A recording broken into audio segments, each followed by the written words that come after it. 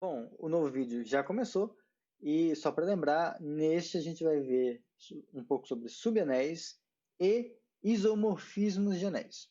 Já adianto que a gente não vai ver neste vídeo, ou já no começo do curso da matéria, tudo que há para se saber sobre isomorfismos. A gente não vai entender ainda por que eles são tão legais e por que essa fixação que os matemáticos têm por isomorfismos. Mas ao longo da vida, esse tipo de coisa talvez fique um pouco mais claro. Isso vai ser uma primeira apresentação, vai ser só um primeiro contato. Tá? Então, não vamos segurar a ansiedade aí. Vamos lá.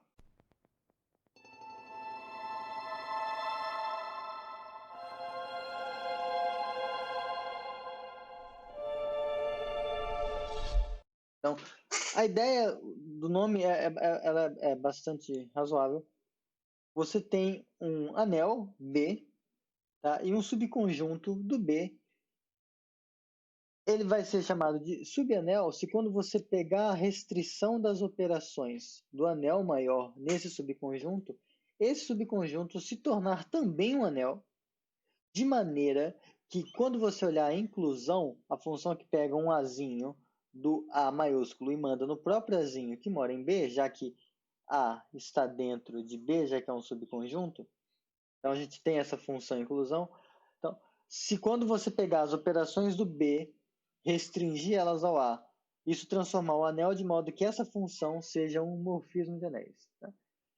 Isso é uma definição um pouco indireta de subanel, e na prática, às vezes costuma ser mais útil essa aqui. Então, você tem nas mesmas notações, né? Você tem B um anel e A um subconjunto. Esse A vai ser um subanel se o 1 do anel maior pertence ao A. Se para quaisquer dois elementos que você pegar no anel, a diferença entre eles também estiver no anel, tá? E se quando você pegar quaisquer dois elementos no anel, o produto deles também vai estar.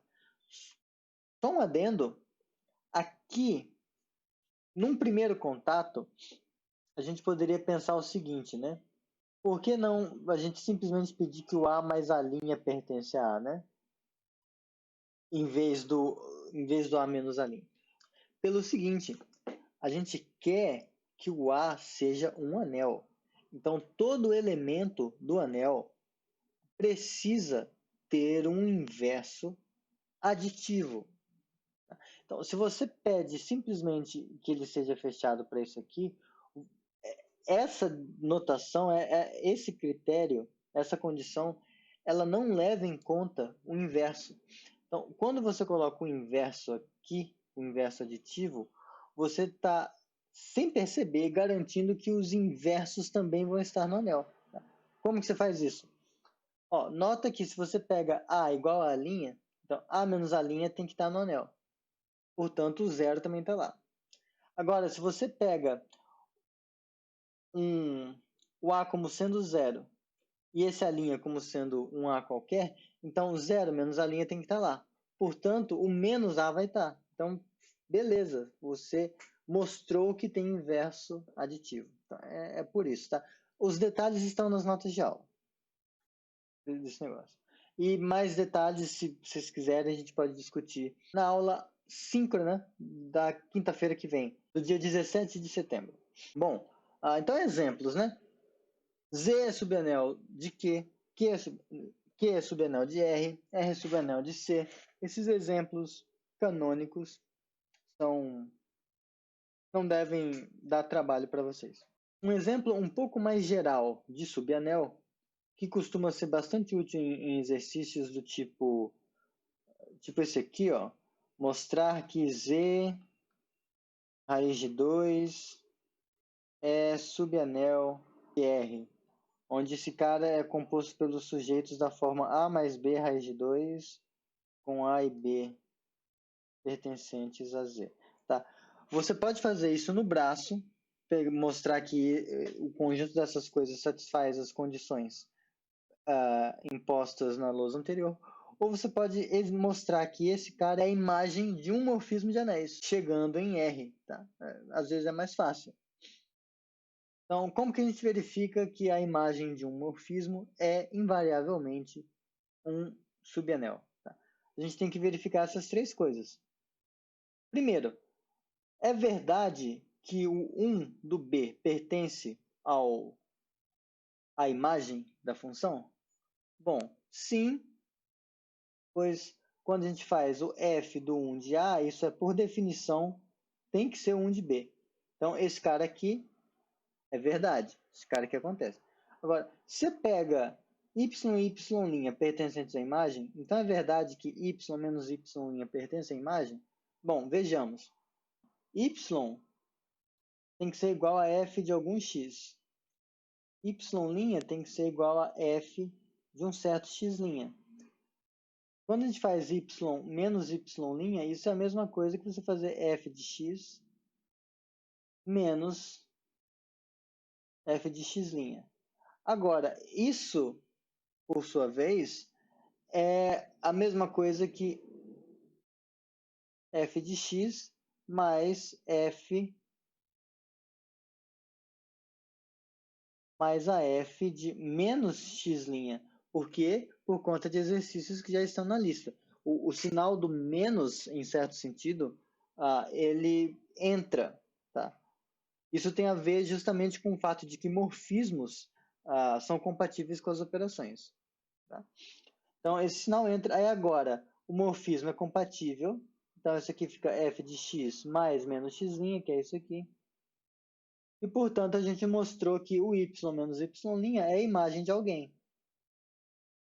Portanto, é verdade que y menos y' pertence à imagem. De modo análogo, se mostra esse aqui.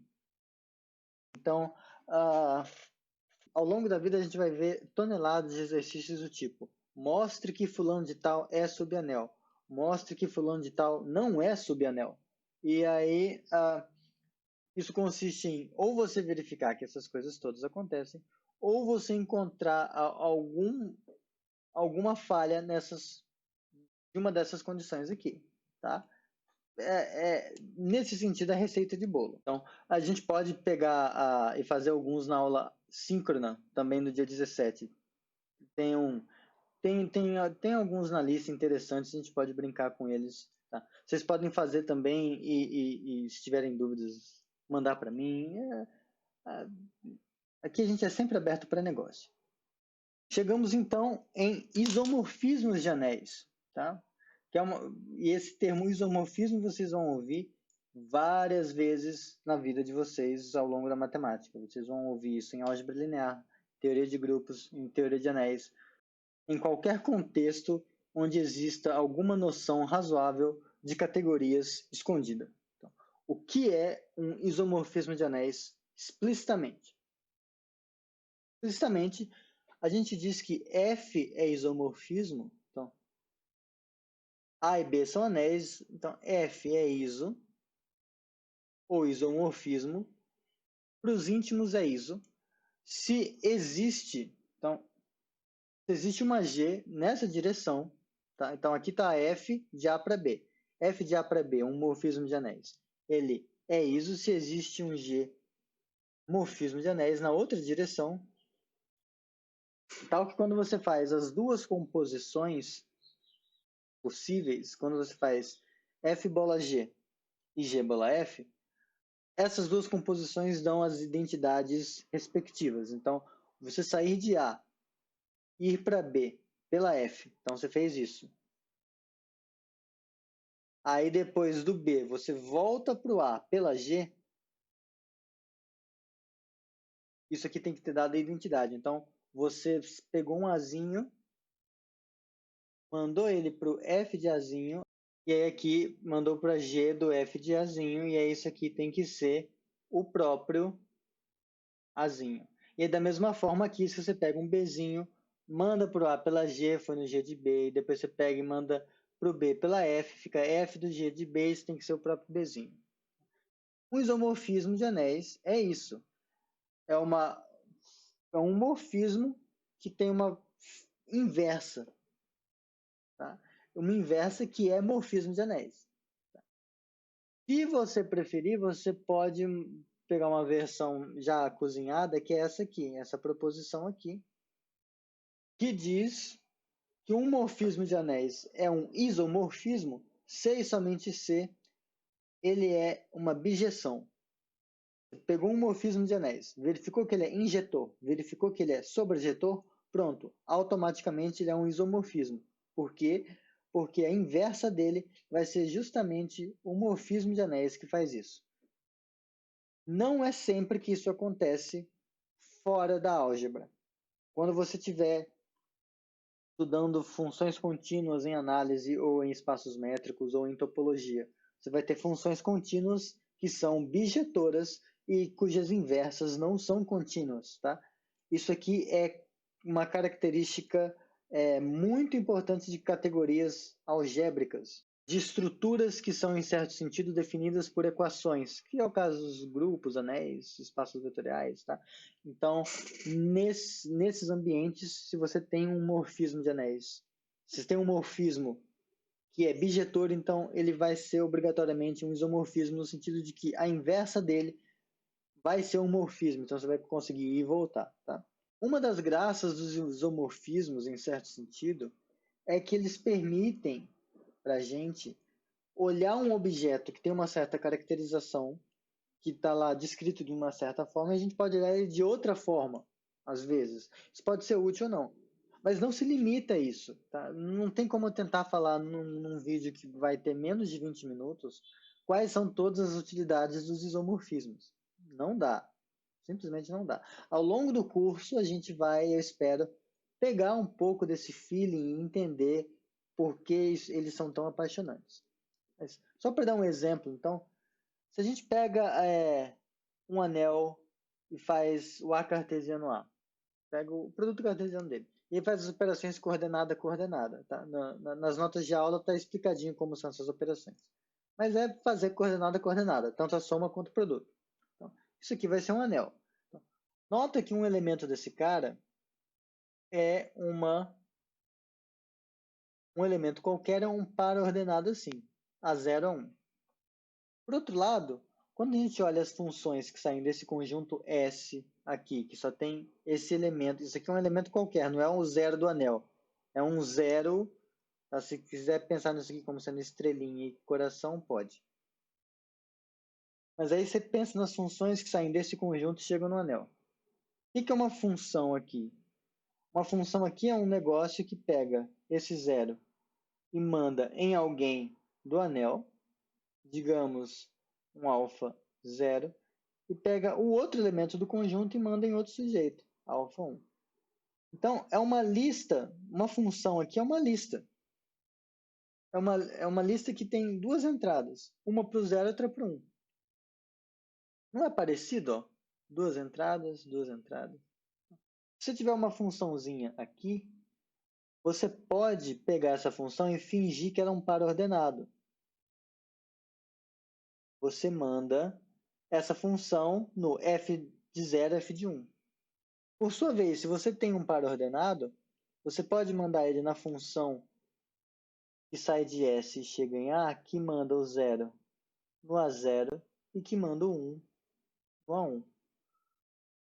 Essa descrição natural que a gente fez dá uma função desse cara para esse, e a outra descrição dá uma função desse cara para esse. Não é difícil vocês se convencerem de que essa coisa é um morfismo de anéis e que um é o inverso do outro. Então, temos aí um isomorfismo. Nota que isso está traduzindo que esses anéis são parecidos. Tá? Outro exemplo, talvez um pouco mais chocante, se você pega um corpo de dois elementos, tá? E aqui, existe por quê, né? Por que existe um corpo de dois elementos? A gente pode discutir isso na aula síncrona também. E aí você pega o anel que sai de um conjunto, o anel das funções, que saem de um conjunto X qualquer e chegam nesse F2, isso é um anel de funções, a gente já viu que isso dá um anel. E esse anel vai ser isomorfo ao anel do conjunto das partes. Vou deixar vocês pensarem nisso, mas o isomorfismo vai ser o que pega um subconjunto S e manda num negócio que chama função característica. Em geral, o pessoal usa a letra I, que é a função que é uma função que sai de x e vai em F2, e ela pega um x e manda em 0, se o x não pertence a S, e ela faz x e ela manda ele para o 1, se o x pertence a S. Isso é um isomorfismo de anéis. Então, a gente consegue ver esse anel estranho de subconjuntos e coisas feias como sendo um anel um pouco mais razoável de funções. Tá? Então, eis aí uma situação onde possivelmente isomorfismos facilitam um pouco a gente enxergar alguma coisa. Mas a gente, ao longo da vida, não se afobem com isso. Ao longo da vida a gente vai ver porque essas coisas são legais. Tá? Por hora, é isso. A gente já viu coisa suficiente para fazer bastante exercício da lista. Tá? E aí, na descrição no material da aula 2, que esse vídeo e o vídeo anterior fazem parte da aula 2, eu vou colocar na descrição os exercícios que já podem ser feitos. Tá? Então é isso, divirtam-se e até quinta-feira. Tchau, tchau.